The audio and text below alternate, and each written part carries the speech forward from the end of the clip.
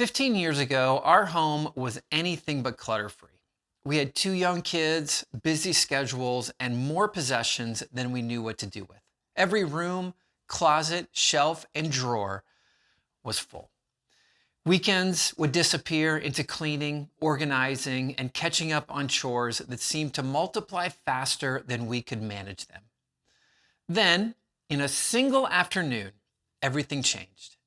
My neighbor introduced me to minimalism and the life-changing idea that maybe you don't need to own all this stuff. That short conversation opened our eyes to a new way of life. One where we sought to intentionally own just what we needed, and one where our home served our life rather than the other way around. We started owning less, slowly but surely, eventually working through our entire home.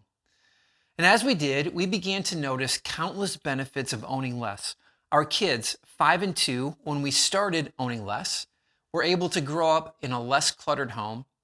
They're young adults now, and I hope they carry the life lessons forward into their homes as well. Now, here's why I wanted to tell you that. If we could make that change in our home, with all the busyness and messiness of raising a family, anyone can do it. Trust me. Looking back over 15 years later, here are 10 quick pieces of advice that have made all the difference for us in keeping a home clutter-free and calm. The first piece of advice: we need far less than we think. Maya Angelou said it best: we need much less than we think we need. Once we see it, believe it, and act upon it, life changes. And it's the first most important piece of advice I can give you about living in a clutter-free home. Number 2, better organizational tools are only temporary solutions.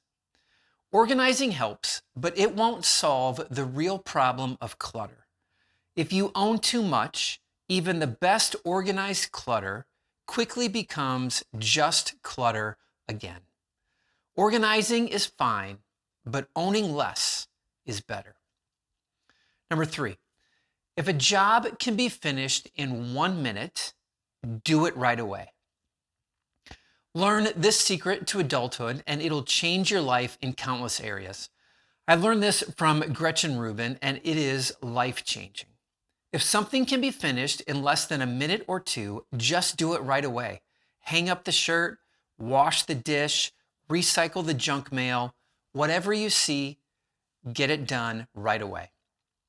Number 4, never walk past a mess without doing something. Easier said than done? Sure. But do your best to get into the mentality of, I can't walk by a mess without doing something. You don't have to clean the entire area, but at least grab something on your way by and return it to where it goes. If you do that every time you see a mess, you'll make much quicker progress than you think. Number 5, train your family, but also be okay taking the lead. Yes, everyone in the family should help keep it clutter-free. Everyone. But here's what I've learned: that someone is always going to take the lead. And this applies to more than decluttering. There are lots of things that need to get done to keep a family running smoothly, and we can all help in our own way.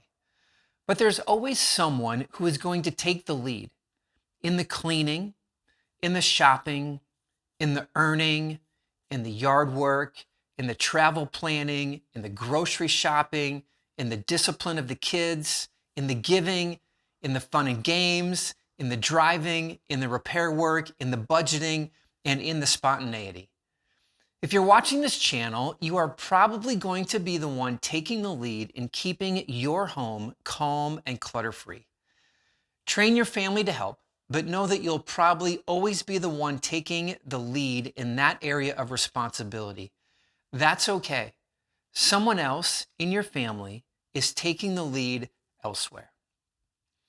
See your role as an act of love, not resentment. I think that'll help a lot. As St. Teresa of Calcutta said, wash the plate not because it is dirty, nor because you are told to wash it, but because you love the person who will use it next. Number 6, keep a donation box out in the open. An always open, to be donated cardboard box or bag is a super helpful tool for collecting items in your home that can be donated. Having an easy place to put unnecessary items whenever you encounter them can also be motivation to find even more. So fill it, donate it, and then start another. Here's how we practice that in our home. Number 7, it's easier to tidy than to deep clean. Vacuuming and dusting, scrubbing floors, washing windows, scraping soap scum off of sinks, it's all important. But not every positive action needs to be so involved. Simply putting things away at the end of the day is easier and takes only a few seconds.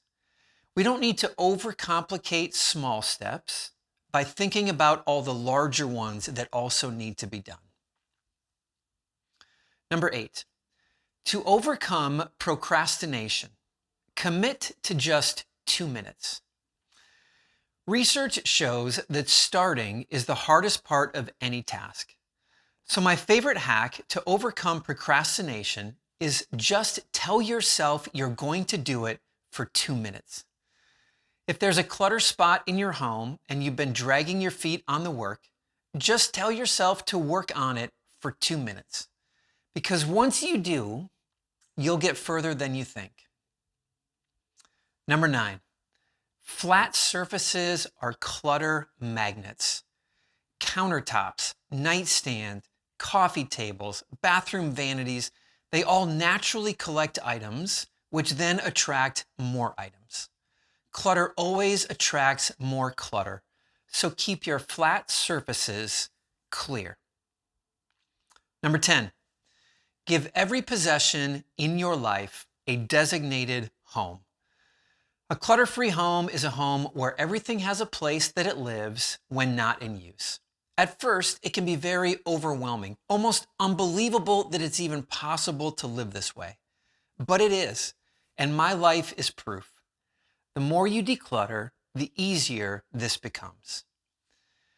And just because I think someone needs to hear this today, number 11 tip to keep a clutter-free home is that a gift is not a lifelong obligation.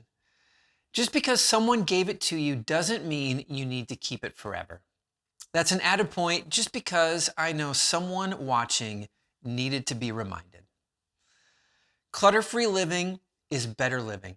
You can do it. There's not a doubt in my mind. If I can change my messy ways, you can change yours.